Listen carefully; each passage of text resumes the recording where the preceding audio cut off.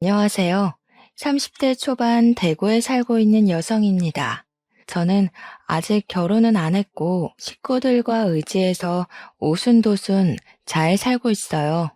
제가 집에서 일을 하고 있는 사람인데 오랜만에 아침에 외출을 했다가 문득 하늘이 너무 맑은 걸 봤는데요. 기분도 좋아지고 무엇보다 보고 싶은 사람이 생각이 나 하루 종일 마음이 묵직하더라고요. 잠깐의 외출로 생각난 그리운 사람이 제 머릿속을 떠나지 않아 글로 추억해 보려 합니다. 제 말도 안 되는 사연 한번 들어보고 가주세요.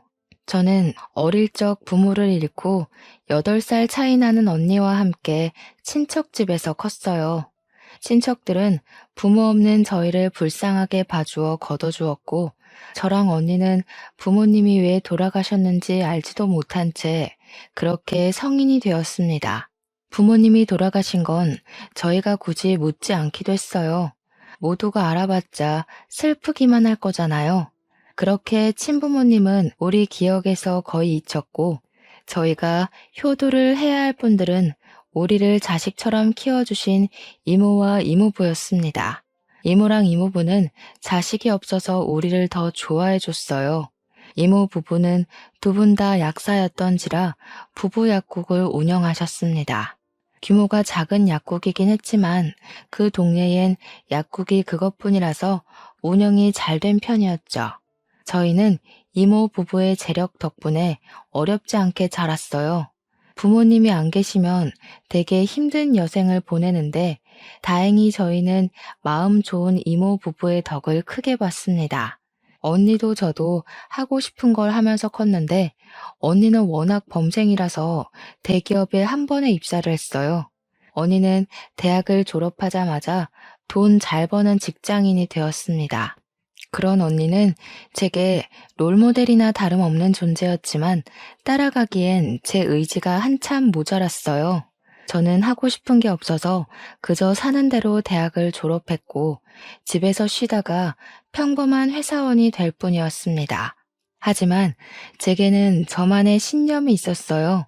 직장이 중요한 게 아니라 직장에서 번 돈으로 내 취미 생활을 하는 것에 더 중점 두고 싶었기에 크게 직업엔 관심 없는 편이었죠. 사실 언니도 돈 버는 것에 목적이 있어서 대기업을 목표로 들어간 겁니다. 언니가 되고 싶었던 건 돈을 많이 버는 사람이 되는 거였거든요. 그러니 어쩌면 우리 자매는 꿈보단 각자의 현실을 쫓는 사람이었다고 보는 게 맞을 듯 하네요. 언니 얘기를 더 해보자면 언니는 공부쟁이에다가 자기가 원하는 목표면 반드시 도달하려 피땀 흘리는 노력파였어요. 그래서 저는 솔직히 언니가 결혼 안 하고 자기 투자에만 욕심내며 살 줄 알았습니다. 저희는 각자 직장으로 통근을 하고 있었는데 정말 평소와 다름없던 어느 날 언니가 결혼을 하겠다고 발표를 하더라고요. 그날 저 진짜 많이 놀랐습니다. 학교 다니면서 한 번도 언니가 연애하는 걸 본 적이 없었는데 어느 사이에 남자친구를 만들어서 그렇게 깊은 사이까지 갔는지 좀 많이 신기했어요. 공부 괴물인 줄만 알았는데 언니도 사랑에 움직이는 사람이구나 싶어 인간미도 느꼈죠. 이모랑 이모부도 마찬가지였습니다. 사람답게 사는 저와 달리 항상 제 할 일 아니면 잘 웃지도 않던 언니가 결혼을 한다니 아주 관심 있게 눈을 빛내셨어요. 언니한테 조심스럽게 형부될 사람에 대해서 질문을 했죠. 사업하는 사람이야. 친구 소개로 만났어. 만난 지는 3년 됐고 그동안 말 못했던 건 관계가 확실해지면 알리고 싶어서 굳이 말할 필요를 못 느꼈던 거야. 사업을 하는 친구라고? 그렇구나. 근데 사업하는 사람은 좀 불안정하지 않을까? 같은 직장 다니는 동료에는 괜찮은 사람이 없었어? 이모 부부는 형부가 사업하는 남자라는 소리에 살짝 실망하는 기색을 보였습니다. 어른이고 부모라면 사업이란 게 안정적이지 않으니 걱정을 할 수도 있는 부분이었죠. 이모는 제법 더 조심스럽게 언니에게 걱정을 했지만 언니는 형부의 능력을 이미 만나는 기간 동안 확인을 해왔고 충분히 인정한다면서 확고한 마음을 내비쳤어요. 그래서 저희 식구는 더 이상 별다른 말을 못했죠. 언니는 워낙 똑부러지고 혼자서 잘하고 잘 사는 사람이기 때문에 결혼도 잘할 거라 우리 식구들은 그렇게 생각했습니다. 언니의 안목까지 믿었던 거죠. 그러나 똑부러진 언니도 실수를 할 수 있는 사람이라는 걸 이번 경험을 통해 알았어요. 아직도 그날의 언니만 생각하면 마음이 찡하게 울립니다. 저희 식구 앞에서 처음으로 환하게 웃으며 행복하게 집을 떠났던 언니는 결혼 생활을 시작한 지 불과 2년 만에 싸늘한 주검이 되어 우리 곁으로 돌아왔어요.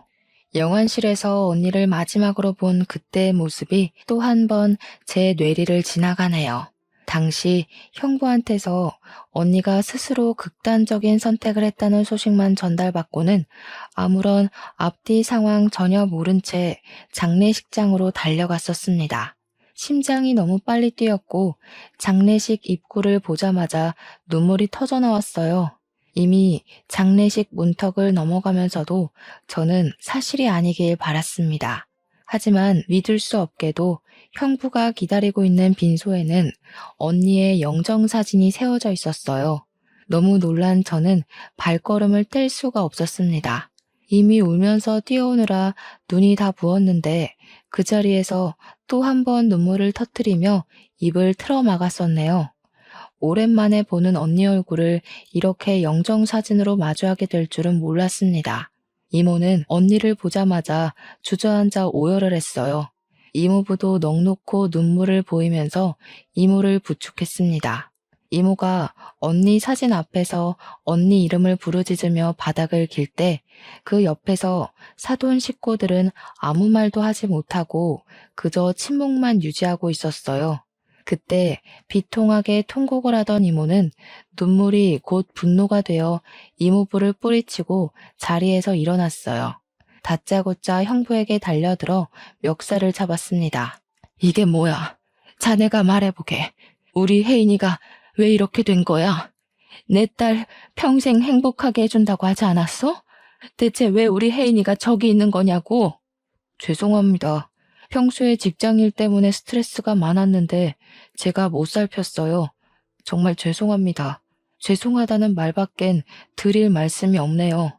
우리 애가 자네를 얼마나 믿었는데, 잘 웃지도 않던 애가 결혼한다고 얼마나 행복해했는데 왜 우리 애가 저렇게 될 동안 아무것도 못했어, 왜? 언니가 말을 안 해서 저희 식구는 전혀 모르고 있었습니다. 형부 말에 따르면 언니가 결혼 생활과 직장 생활의 병행을 잘 적응 못해서 크게 힘들어했다고 하는데 상상도 못했어요.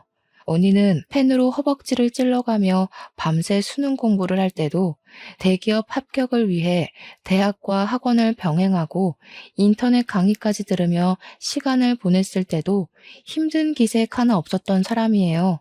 쉬엄쉬엄 하라는 이모 말에도 체력이 남아 돈다며 오히려 이모랑 이모부의 걱정을 안심시켜주던 언니였습니다. 그런데 직장 다니면서 결혼 생활에 적응을 못해 극단적인 선택을 했다뇨. 그럼 직장이 힘들었다는 걸까요? 결혼 생활이 힘들었다는 걸까요? 강철 언니를 무너뜨리려면 어떤 영역이 얼마나 힘든 강도였다는 걸까요? 언니는 형부와 지내는 동안 시름시름 앓으며 간간히 안색이 안 좋은 게 보였는데 형부가 물어도 괜찮다고만 해서 형부도 그러려니 넘겼다고 했어요. 그러다 언니가 극단적 선택을 한 당일 주말 아침에 형부가 한 번 더 언니 안색을 걱정했고 병원 가자고 권유도 했다고 했습니다. 그때 언니는 그냥 아침 공기 좀 쐬고 오겠다고 집을 나갔을 뿐이고 그 이후 저녁까지 들어오지 않았다네요. 형부가 걱정이 돼서 뒤늦게 연락을 했지만 언니 폰이 집에 있다는 것도 그때쯤에 알았다고 했어요. 그래서 경찰에 신고를 했던 거고 언니가 주검이 되어 돌아왔다고 했습니다. 언니에게 그런 고충이 있는 줄도 모르고 그저 언니가 괜찮다고 하면 진짜 괜찮은 줄 알고 넘겼던 지난 과거까지 후회가 되었어요. 언니를 존경하기만 했지 단 한 번도 언니에게 위로를 줘야겠다는 생각은 못 해봤습니다. 제가 언니에 대한 관심이 부족해서 점점 시들어가는 언니를 일찍 발견해주지 못한 게 너무 미안했어요. 자라면서도 외롭게 공부랑 다투며 사람과의 추억도 제대로 못 쌓았던 우리 언니. 그런데 마지막 가는 순간까지도 누구 하나 손잡아주는 사람 없이 그렇게 홀로 쓸쓸히 갔네요. 하나밖에 없는 내 사랑하는 언니가 너무 불쌍해서 그날 빈소에서 참 많이 울었습니다. 사람이 울다가 죽을 수도 있다는 걸 느꼈을 만큼 고통스럽게 울었어요. 이모는 3일 내내 빈소를 떠나지 않고 자책을 했어요.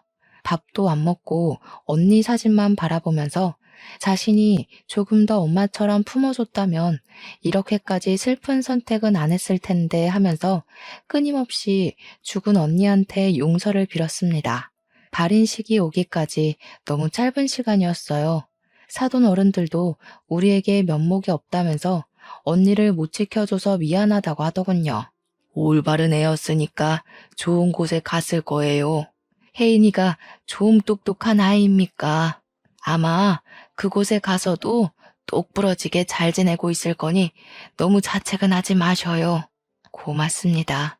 제가 너무 속상한 마음에 실언을 많이 했던 것 같은데 너그러운 마음으로 용서해 주세요. 그동안 우리의 좋게 봐주셨던 은혜 잊지 않을게요. 사돈 어른은 우리에게 언니 조의금이니까 자기네들은 손대지 않겠다고 선의를 베풀어 줬습니다. 그런 사돈 어른 마음에 고마워서 이모 부부는 같이 고생했는데 그럴 수가 있냐며 조의금에서 반을 내드렸어요. 그리고 사돈 댁과는 그렇게 연이 끊어질 줄 알았어요. 기회가 되면 웃는 얼굴로 다시 만나 밥 한 끼 정도 하자고만 하고 서로의 건강을 기원하며 작별 인사를 했습니다. 근데 언니가 죽고 일주일도 안 돼서 저희는 조금 당황스러운 사실을 직면하게 되었어요. 전혀 몰랐는데 언니 밑으로 빚이 수억이나 딸려 있다는 걸 알았습니다.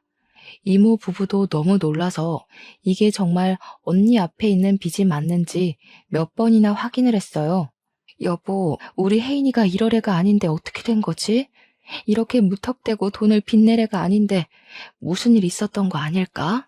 이상하긴 하다. 우리가 주는 용돈도 교재 사는 거 아니면 손도 안 대던 앤데 박서방은 뭐 아는 게 있으려나? 많이 이상했습니다. 이모 말대로 언니는 절대 빚을 낼 사람이 아니에요. 근데 대체 뭐가 아쉬워서 이렇게나 큰 돈을 빚냈던 걸까? 형부도 사업을 하고 있었고 언니도 대기업 팀장으로 승진해 돈도 더 많이 벌고 있었는데 말이죠. 또 집이 없는 것도 아니고 애가 있는 것도 아니었는데 대체 왜 이렇게 많은 빚을 낸 건지 아무리 고민해도 이해가 안 되었습니다. 언니가 워낙 자기 얘기를 안 하니까 이래저래 추측도 어려웠어요. 그러나 우리 식구가 몰랐던 고충이 있는 건 확실한 것 같더라고요. 단순히 직장과 결혼 생활 병행 때문만은 아닐 수도 있겠다 싶은 생각이 들었어요. 그래서 한날 제가 형부한테 전화를 걸었습니다. 형부, 언니가 직장 일이랑 결혼이랑 같이 감당하는 걸 힘들어했다고 했잖아요. 혹시 언니가 투잡 준비하고 있었어요? 언니 밑으로 빚이 13억이나 있더라고요. 알고 계셨나 해서요. 오, 그래? 몰랐는데? 세상에나 13억 적은 돈 아닌데 언제 그렇게 큰 돈을 빌렸지? 그것 때문에 그렇게 얼굴빛이 안 좋았구나. 아니, 어쩌다가 그렇게 많은 돈을 빚냈대? 모르겠어요. 저희 언니 워낙 돈 안 쓰는 거 형부도 알잖아요. 함부로 도전 같은 것도 안 하는 사람인데 어쩌다가 이런 건지. 일단 알겠어요. 형부도 뭐 들은 거 없다는 거네요. 제가 알아볼게요. 언니 사정을 걱정하는 것과 별개로 우선 저희 집은 그날로 언니 빚 때문에 집안이 파산나 버렸습니다. 이모 부부는 잘 되던 약국까지 팔아넘겨야 했고 갖고 있던 집값 높아서 집까지 팔아 빚을 메꿔야 했어요. 그 덕에 빚 반은 줄일 수 있었습니다. 이미 너무 많았던 빚은 반이 줄어도 생계에 위협될 만큼 많았어요. 이모 부부는 급하게라도 돈을 벌기 위해서 많은 나이에 남의 약국 밑에 들어가 일하게 되었습니다. 두 분 같이 하는 모습이 보기 좋았는데 돈 때문에 결국 뿔뿔이 흩어지게 된 거지요. 저 또한 어려워진 형편을 지켜만 볼 수는 없어서 퇴근하고 아르바이트를 뛰었어요. 이모 부부도 집에서 따로 부업을 하면서 저희 식구는 언니 빚을 해결하느라 24시간 부족한 삶을 살아야 했습니다. 그렇다고 한 번도 죽은 언니를 원망했던 적은 없어요. 걱정이 되었던 건 여전하고 언니가 보고 싶은 것도 마찬가지였습니다. 바쁘게 사는 게 너무 버거웠지만 한편으론 언니의 대단함을 또 한 번 느끼기도 했어요. 저희 언니야말로 늘 24시간 부족하게 살아온 사람이었거든요. 그 덕에 언니의 모든 시간은 전부 언니의 커리어가 되었고요. 한 번씩 제가 별것 아닌 일로 힘들 때마다 언니가 제게 위로의 말 대신 줬던 사탕이 있었는데 언니는 저를 나이가 먹어도 어린 동생이라고 생각하는 것 같았어요.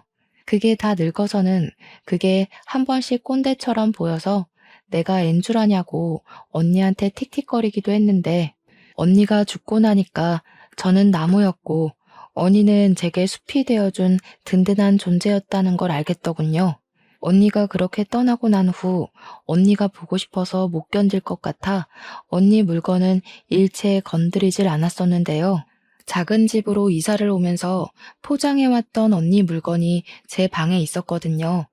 차마 박스를 다시 열어보진 못하고 있었는데 그날은 한번 생각난 김에 열어봤어요. 언니가 제게 하나씩 줬던 사탕도 함에 들어있더군요.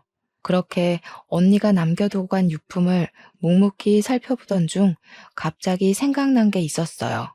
언니 유품이 우리 집에만 있는 게 아니라 신혼집에도 있다는 것이 떠올랐습니다.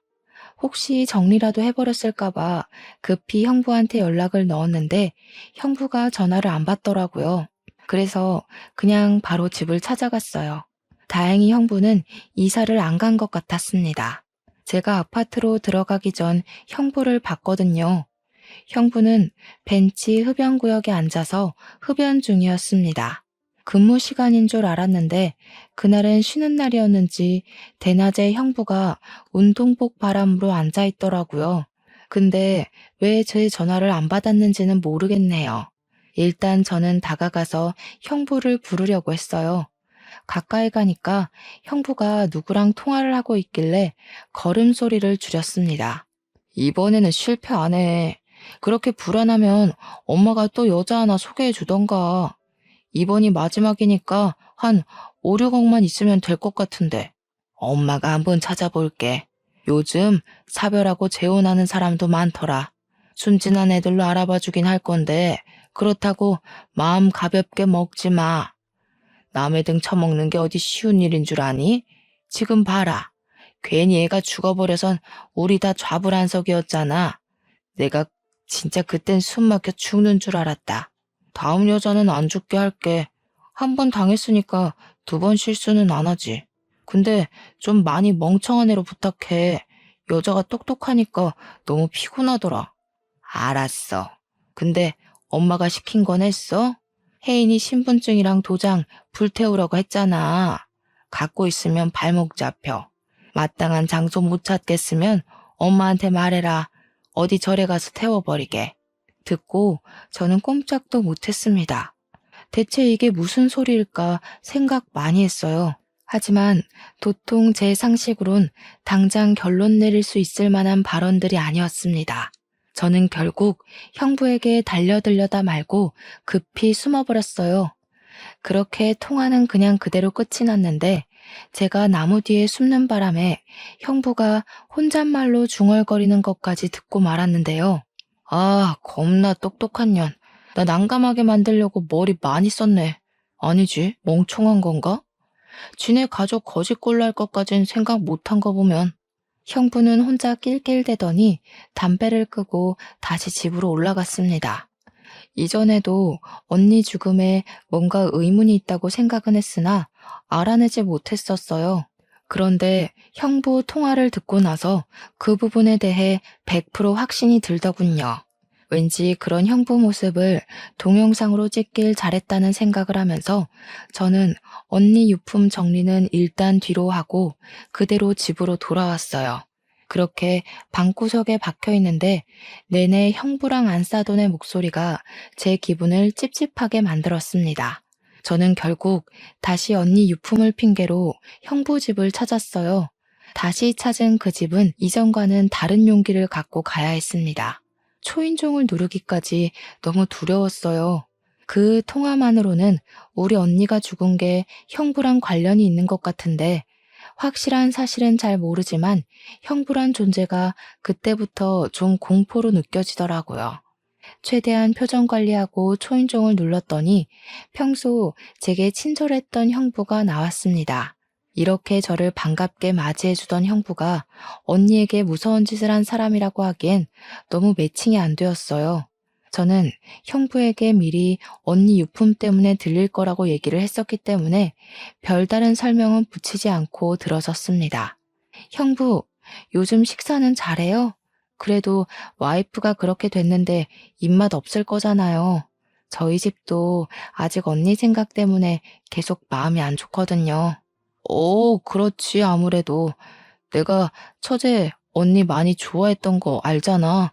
아참, 나 일 있다. 밥 한 끼 같이 하면 좋은데 미안해. 챙길 거 잘 챙겨가고 다음에 또 보자. 형부는 뭐 책 잡힐 것 같기라도 했는지 갑자기 일이 있다는 핑계를 댔습니다. 그리곤 도망치듯 집을 나가버렸죠. 그 행동이 수상해 붙잡고 싶었던 걸 겨우 참았어요. 오히려 그때는 형부가 곁에 없는 게 나았으니까요. 저는 그때부터 언니의 필요한 물건만 빼내면서 은근히 집을 뒤졌습니다. 다행히도 형부가 언니 물건에는 아직 손을 안 댄 것 같았어요. 아예 안방을 쓰질 않는 건지 썰렁하기도 했습니다. 이곳저곳 돌아다녔던 저는 옷장을 뒤지다가 뭐 하나를 발견했어요. 그건 언니가 늘 습관처럼 쓰던 가계부였죠. 그런데요, 제가 그걸 펼쳐봤다가 아주 당황스러운 걸 목격했지 뭡니까? 언니 가계부에 결혼 생활을 시작하고 2개월부터 해서 언니 죽음 직전까지 정신병원 방문 기록이 적혀 있더라고요. 그리고 그 페이지들 사이에는 우울증 진단서까지 꽂혀 있었습니다. 형부 말대로 직장과 결혼 생활 병행이 힘들어서 그랬던 걸까요? 대체 무슨 일을 겪었길래 병원을 갔을 정도로 정신질환까지 앓았던 걸까요? 그렇잖아도 언니 죽음에 의심을 품고 있는데 언니의 사망 당월 페이지에 남편과 사돈댁이 죽이고 싶게 밉다는 짧은 문구까지 적혀 있는 걸 보고 또 형부의 통화 내용이 떠올랐습니다. 이거 이대로 넘어가면 안 될 일이구나를 직감했어요. 저는 일단 언니 병원 진단서에 적혀 있는 병원을 찾아갔습니다. 그리고 언니랑 상담했던 의사를 찾았죠. 의사에게 언니의 사망 소식을 알리자 참담한 표정을 지으며 많이 속상해 하더라고요. 도대체 언니가 결혼이랑 직장 때문에 얼마나 힘들어했던 거예요? 어느 부분에서 힘들었대요? 꼭 좀 말씀해 주세요. 아무래도 저희 언니가 직장이랑 결혼 힘들다고 그렇게 갈 사람은 아닌 것 같아서요. 그게 무슨 소리예요? 혜인 씨가 그렇게 말씀하시던가요? 아니요, 형부한테서 들었어요. 사돈 쪽에서 전부 언니가 그렇게 갔다고 얘기해 줬거든요. 역시 아닌 거죠? 도대체 언니한테 무슨 일이 있었던 거예요? 제 입에서 형부 소리가 나가니 의사가 얼굴색이 싹 변하면서 사색을 표현했습니다. 그러면서 의사가 아무래도 확실히 우리 언니가 억울하게 생을 마감한 것 같다고 솔직하게 있었던 일들을 말해 주었는데요. 그 내용은 너무나도 충격적이었고 다시금 떠나간 언니를 떠올리게 했습니다. 그리고 그 자리에서 저를 또 울게 만들었죠. 의사 말은 이랬습니다. 형부가 결혼을 하고 한 달 만에 하던 사업을 접고 다른 사업을 시작했대요. 그 사업이 심심하니까 금방 접고 다시 다른 걸 시작했고 또 접고 또 시작하고를 반복하며 살았다고 했습니다. 어떻게 형부가 돈 많이 드는 사업을 금방 하고 금방 접고 할 수 있었냐 하면 이게 바로 저희 언니 죽음과 관련이 되어요. 형부가 언니 몰래 언니 이름을 달고 돈을 빌렸기 때문이었죠. 하지만 똑똑한 언니한테 형부는 머지않아 그 사실을 바로 들켰다고 했습니다. 근데 언니가 그걸 그냥 넘어갔대요. 그 돈이 무려 15억이나 되었다고 하셨습니다. 그러니까 형부가 철딱선이 없는 애처럼 이런저런 사업에 손 담가볼 때 언니 혼자서만 집안 생활비부터 형부가 달아놓은 빚을 대신 갚아갔다는 겁니다. 그것 때문에 언니랑 형부랑 하루가 멀다 하고 싸우기까지 했는데 그 와중에 형부는 잘한 것도 없으면서 자존심 상한다고 언니에게 손찌검도 했었다네요. 의사가 처음에는 신고하자고 언니를 설득했대요. 그런데 언니가 우리 집에 알려지면 자기가 짐이 되는 격이니 그게 싫어서 버틸 때까지 버틴 거라고 하더군요. 그게 골마서 결국 우울증세로 이어졌고 그렇게 참았던 게 2년이라고 했습니다. 언니는 실제 중증 우울증 환자였다고 합니다. 중증 우울증 환자는 언제 목숨을 포기해도 이상하지 않을 증세거든요.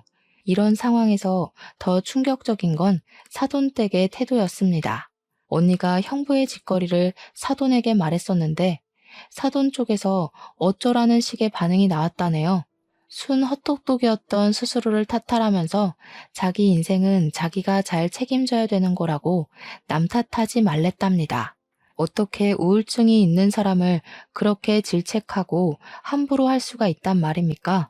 의사의 말을 종합해보면 사실상 언니를 죽인 사람은 형부랑 사돈댁이라는 거 아닌가요? 언니가 우울증인 거 알았다고 하는데도 그런 사람을 방치하고 빚만 내서 죽음에 이르게 한 거잖아요. 우리 언니가 왜 죽었는지 다 알고 있었으면서 뻔뻔하게 장례식에서 눈물을 보였던 거예요. 저희 손을 잡으면서 언니가 좋은 곳에 갔을 거라고 얼굴에 철판 깔고 위로하던 사돈들 모습이 떠오르자 저는 참을 수 없이 화가 났습니다. 모든 걸 알고 주체할 수 없을 만큼 화가 난 저는 이대로 둘 수 없어 당장 법조인을 찾아갔어요. 의사 동의를 받고 녹음했던 내용을 들려주며 상담을 받았습니다. 인감도장이나 신분증을 훔친 사실을 입증할 수 있으면 사기죄와 사문서 위조죄로 고소할 수 있다고 하길래 저는 형부랑 안싸돈이 통화하던 영상을 보여줬어요. 다행히 증거 채택이 가능할 것 같다고 하더군요. 그리고 저는 이 사실을 이모 부부에게 전달했어요. 이모 부부도 저처럼 꽤나 충격 먹으면서 머리 끝까지 화를 냈고 불쌍한 우리 언니가 생각나 눈물을 보였습니다. 내가 이놈들 싹 다 죽여놓을 거야. 어떻게 사람이 그렇게까지 버러지 같을 수가 있어? 그래놓고 우리 딸 조의금까지 받아가? 우리 혜인이 어떡하니? 불쌍해서 어떡해? 내가 정말 그놈들 머리털을 싹 다 뽑아버려야지. 우리 딸 억울하게 간 만큼 똑같이 울게 만들 거야. 지옥이 뭔지 내가 보여줘야겠어. 그렇게 저희는 무작정 사돈 어른이 일하고 있다는 부부 심리 상담센터를 찾아갔어요. 직업도 참 그 사람들한테 안 어울리는 옷이 아닙니까? 우리 언니를 죽게 하고 자기 아들과 사별시켜 놓은 사람들이 부부들을 대상으로 상담을 한다는 게 웃기잖아요. 여길 찾은 고객들은 여기 상담사들이 살인자인 줄도 모를 텐데 한시라도 당장 제가 알려주고 싶었어요. 그런데 더 어이없는 건 뭔 줄 아시나요? 처음 언니가 결혼 약속만 했을 때 제가 언니 따라 사돈 만나러 가는 길에 이 센터를 와본 적이 있었거든요. 그때는 딱 봐도 운영하기 힘든 만큼 센터 사정이 어려워 보였어요. 근데 다시 찾아간 센터는 그새 좋은 곳으로 이전을 하고 리모델링까지 했더라고요. 완전 TV에 나와도 될 만큼 고급지게 바뀐 거 아니겠어요? 남의 집 초상 내놓고 자기네들은 기다렸다는 듯이 살림을 피다니 너무 안 봐도 비디오인 수준이었습니다. 사돈댁이 원래 우리 집보다 형편 안 좋았거든요.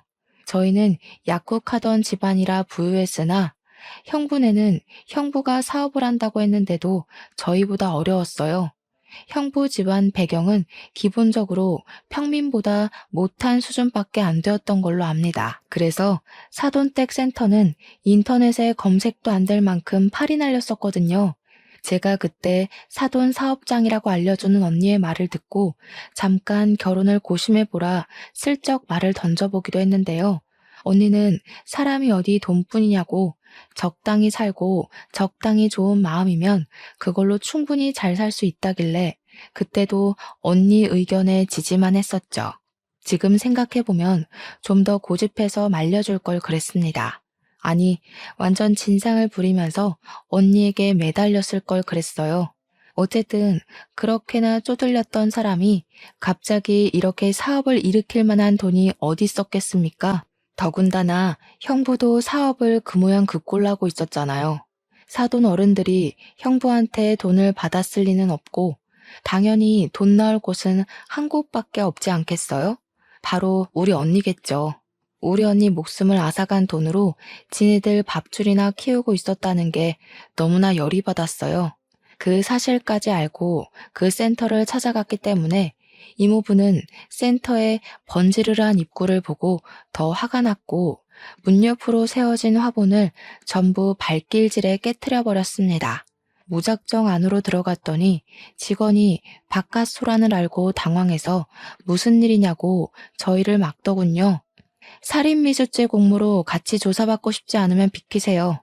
그리고 지금부터 그쪽들이 모시는 상사 수준이 어떤지 잘 보시고 하루빨리 이직하시는 게 좋으실 겁니다. 오늘부로 여기 문 닫을 거거든요. 저는 직원들을 뿌리치고 당장 사돈 어른들을 찾았습니다. 그마저도 제가 찾아 나서는 게 싫어서 당장 기어 나오라고 소리를 쳐버렸어요. 그러니 당연하게도 사돈 어른들이 상담하다 말고 튀어나오더라고요. 어머나 세상에, 혜인이 동생 아니니? 여기서 뭐 하는 거야? 다짜고짜 와서 민폐야? 뭐 하는 거긴요. 우리 언니 죽인 살인자 두 분한테 따지러 왔죠. 와, 너무 웃긴다. 지금 부부 상담해 주시는 거예요? 자격 있어요? 우리 언니랑 형부 사별시킨 사람들 아니세요? 아, 이분들도 다 사별시키려고요? 여기 부부 화합이 아니라 부부 사별이 목적인 곳인가 보죠? 뭐야? 갑자기 찾아와서 밑도 끝도 없이 무슨 행패야? 경찰에 신고하기 전에 당장 나가. 감히 누구를 모욕하려고? 안사도는 얼굴이 시뻘개져서 제게 목청을 높였어요. 직원한테 당장 경찰에 신고하라고 지시하면서도 돈 주는 고객들을 지키고 싶었는지 상담실에 들어가 계시라고 억지 웃음을 짓더군요. 거기다 대고 제가 말해줬죠. 이 사람들의 진실을요. 다들 한시라도 빨리 도망치시는 게 좋을 거예요. 여기 이 상담사들이 얼마나 사람 심리로 장난을 쳤는지 저희 언니가 그거 못 견디고 불쌍하게 죽었거든요. 심리 상담사라서 심리적으로 사람 피말리는 짓 굉장히 잘하는 사람들이에요. 여기서 상담받았다간 부부끼리 서로 죽이네 마네 하시게 될 거니까 얼른 다른 데 알아보세요. 그러자 제 입을 다물게 만들고 싶었던 안사돈이 앞일 생각 못하고 제 뺨을 갈기면서 분위기가 더 심하게 산만해졌습니다. 지켜보고 있던 부부 고객들은 안사돈의 돌발 행동 때문에 이미 상담사로서의 신뢰를 잃고 말았어요. 그 와중에 안사돈은 아예 이미지를 놓아버리기로 마음먹은 건지 제게 막말을 내뱉기 시작했는데요. 뭐? 살인자? 근거 있니? 이렇게 개념 없이 덤벼들 거면 그만한 증거는 갖고 행패 부리는 거야? 어디 버르장머리 없게 두 눈 똑바로 뜨고 누명을 뒤집어 씌우려고 해? 네 언니 죽은 게 왜 우리 탓이니? 혼자 살기 싫다고 멋대로 죽은 언니한테 물어봐라. 우리가 죽으라고 떠밀었다니? 죽으라고 고사 지낸 것도 살인이나 마찬가지죠. 하긴 이렇게 철판이 두꺼워야 남의 명의 도용해서 수억대 돈을 빼낼 수 있었겠죠. 언니 목숨값으로 센터 이전도 하시고 명예도 얻으시고 앞으로 부자 될 일만 남을 줄 알았는데 제가 나타나서 좀 불안하시겠어요? 오죽했으면 사람도 많은데 제 뺨을 치셨을까? 얼마나 급하셨길래 그래요? 당장 나가. 네 언니 눈깔도 꼴도 보기 싫어서 잘 죽었다 싶었는데 어디서 똑같은 눈깔을 달고 와가지고 내 피를 말려? 내 센터에서 나가라고. 안사돈의 대사는 저보단 듣는 고객들에게 더 충격을 주었던 것 같습니다. 자기 분에 못 이겨서 스스로 성질을 드러내는 꼴이라니 이렇게 나와주면 제 입장에선 고마웠죠. 그 옆에서 바깥사도는 급히 고객들을 진정시키며 자기들이 억울한 입장이라고 얘기를 했어요. 그러면서 나중에 홈페이지에다 상세 사과문 올릴 테니 집으로 돌아가 달라 부탁하고 있었습니다. 그러자 이모부는 역 같은 소리 제발 좀 그만하라고 바로 바깥사돈 멱살을 잡았어요. 감히 남의 집 귀한 딸 데려가선 시체로 돌려줘? 당신들이 그러고도 사람이야? 어떻게 사람을 죽여놓고 시치미를 뗄 수가 있어? 대체 우리가 뭘 했다고 이래요? 진짜 딸도 아니면서 오버하시네. 그 애가 왜 우리 때문에 죽어요? 쟤 혼자 나가서 죽은 거지. 말은 똑바로 해요. 사람들이 오해하잖아요.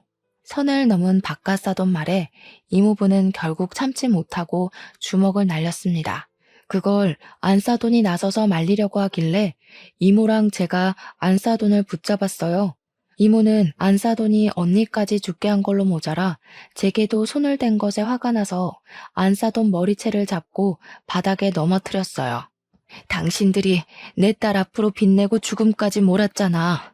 당신들 먹고 살 궁리하느라 내 딸이 죽어가는데도 방치했잖아. 근데도 뭐가 잘못됐는지 몰라? 우리 애가 당신들 입으로 자백한 녹음 다 가지고 있는데? 그 자리에서 저는 바로 녹음을 틀어주었습니다. 그랬더니 사돈도 놀랐지만 누구보다 충격받은 부부 고객들 놀라서 당장 환불 요청하기 시작했어요. 그러면서 고객들은 사돈 어른들한테 쌍욕을 했고 그렇게 살지 말라며 경고를 때린 뒤 센터를 나갔습니다.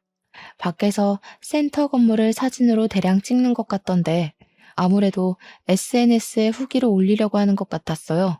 그때 정말 타이밍 기가 막히게도 룰루랄라 놀러온 형부가 센터를 들렀다가 내부 상황을 보고 당황하더군요. 저랑 저희 식구들을 보면서 순간 찔리는 게 있는지 바로 도주를 했습니다. 저 사람이 우리 언니한테 가장 큰 가해자였을 텐데 이대로 놓칠 수가 있나요? 저는 형부를 잡기 위해 곧장 쫓아갔어요. 그런데 역시 여자의 몸으로는 좀 역부족이더군요. 할 수 없이 바로 경찰에 신고를 했지만 경찰이 오는데 10분이나 걸리는 바람에 이미 도주한 형부는 당장 잡지 못했습니다. 하지만 저는 형부와 사돈 가족들을 전부 사기죄로 고소 진행부터 했어요. 신고 접수가 되자마자 당연히 수사가 진행되었고 다행히도 언니가 쓰던 가계부, 언니 명의의 통장, 그리고 그들이 태웠다고 발언했던 언니의 도장과 신분증이 전부 증거물과 증언이 되어서 경찰에게 제출되었어요. 언니 신혼집 침대 밑에서 언니 휴대폰도 발견됐다고 하더라고요. 거기에는 언니랑 사돈댁과 형부랑 통화하면서 다퉜던 내용이랑 빚 가지고 신랑이 벌이는 정황들까지 전부 녹취록으로 남아 있었습니다. 녹취록에 담긴 언니 목소리와 강압적인 형부의 목소리는 아직도 잊히지 않을 만큼 정말 속이 상했어요. 형부는 언니 몰래 명의를 도용했다가 언니에게 들키고 나서는 사죄하긴커녕 더 과감하게 나왔더라고요. 언니가 자신보다 체격이 작은 걸 이용해 대출을 강요했고 협박까지 했다는 걸 그 녹취록을 통해 알 수 있었습니다.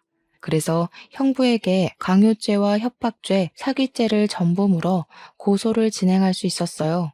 더불어서 우리 언니가 거절하지 못하도록 시댁에서 단체로 매출을 강요했다는 사실까지 밝혀졌는데 그 대출받은 재산을 전부 시댁을 위해 사용했다는 점에서 특수 협박죄로 형사처분도 가능했습니다. 형부는 결국 징역 5년의 처벌을 받게 되었죠. 직접적인 가해자는 형부였다고 하더라도 사돈 가족들에게는 죄가 없겠습니까? 우리 언니가 자살을 선택하도록 몰아간 죄를 반드시 묻고 싶었어요. 그래서 사기 공범죄로 형사 및 민사소송까지 진행했으나 언니가 시댁에 의해 대출 강요를 받았다는 직접적인 증거는 부족했습니다. 그래서 징역까지 안 되고 그저 200만 원의 벌금형으로 끝나고 말았죠. 하지만 저는 형부 하나만 골로 보낸 걸로 만족하지 못했어요. 우리나라 법이 그렇다는데 제가 법으로 뭘 더 할 수 있었겠습니까? 해서 저는 지역 카페와 맘카페에 이 사실을 전부 공표해 줬습니다. 우리 친언니를 죽음으로 몰아간 사돈이 현재 땡땡시에서 부부 상담센터를 운영하고 있다는 내용으로 우리 집 사정을 구구절절 상세히 기재했고 그걸 인터넷에 뿌려버렸어요. 물론 명예훼손을 받을 수 있겠지만 범죄자 가족 주제에 남의 부부관계를 상담해준다는 게 말이 안 되지 않습니까? 이 소식을 전해 들은 카페 회원들은 다 같이 분노를 해주었습니다. 역시 엄마들의 힘은 대단한 건지 사돈댁 일이 소문나는 건 정말 삽시간이었어요. 그렇게 지역신문에도 제보가 되면서 그 부부 상담센터는 또다시 본래 모습처럼 파리만 날리게 되었고 적자가 나서 2달 만에 폐업을 하게 되었습니다. 맘카페 회원들은 다 같이 그 부부 상담센터에 찾아가 따지려 했으나 이미 폐업을 해버려서 더 이상 죄를 묻지 못했어요.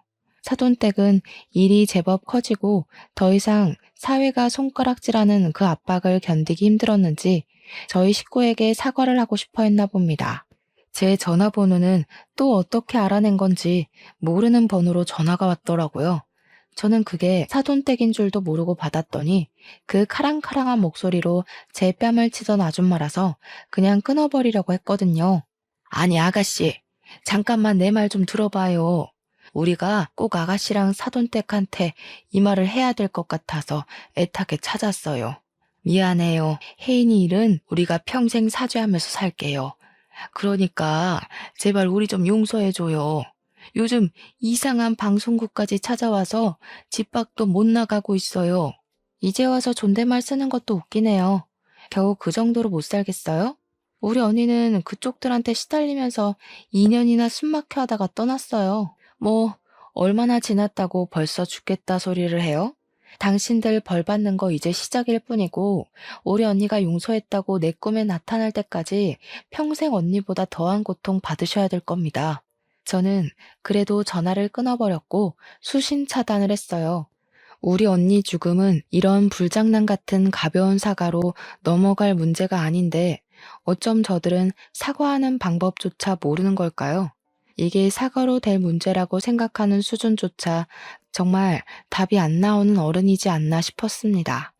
저는 이렇게 파렴치한 인간들이 벌을 받게 만들긴 했지만 언니를 잃은 상실감은 여전히 채워지지 않더군요.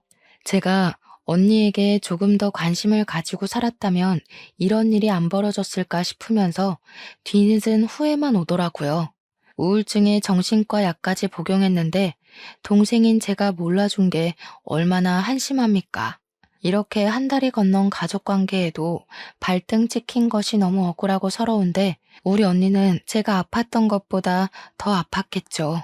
모든 것이 다 정리가 된 그날 가장 큰 공허를 느꼈네요. 끝장을 봐서 다행이다 싶으면서도 이대로 그들에게 준 벌이 끝나버린 것이 싫기도 하는 이중적인 마음도 들었고요. 그냥 문득 언니가 보고 싶어서 이랬다 저랬다 하는 것 같습니다. 하늘에서 언니가 저를 꼭 지켜보고 있었길 바래요. 언니 보고 싶은 마음 하나가 제게 이렇게 큰 용기가 되었다고 제 마음의 소리를 들었기를 꼭꼭 바랍니다. 그래도 세월이 약이라는 말이 거짓은 아닌가 보더라고요. 언니가 세상을 뜨고 9개월이 지난 현재 주말마다 이모랑 이모부랑 등산에 취미가 생겨서 다니고 있어요.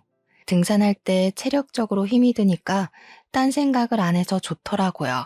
특히 산 정상에 올라가면 마치 제가 힘들었던 순간순간들이 결국 다 수억만 가지의 경험 중 하나일 뿐이라는 생각이 들어요.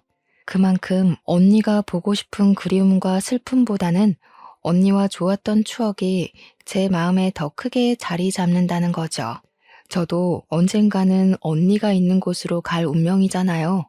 나중에 저희 식구들도 전부 언니 곁으로 갈 거고 우린 또 만나게 될 텐데 뭘 그렇게 그리워했을까 싶더라고요.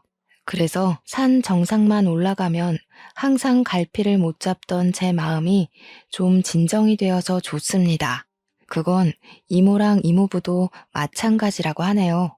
여러분들은 꼭 결혼한 형제자매가 있다면 옆에서 끊임없는 대화를 해줌으로써 우리 언니 같은 불상사가 일어나지 않도록 잘 대처했으면 해요. 속상하게도 가족의 소중함은 이들이 떠나야만 더 크게 느껴지지만 우리가 끊임없이 되새긴다면 충분히 후회되지 않게 표현할 수 있다고 생각합니다. 지금까지 제 사연 관심 있게 들어주셔서 감사합니다. 늘 행복하세요.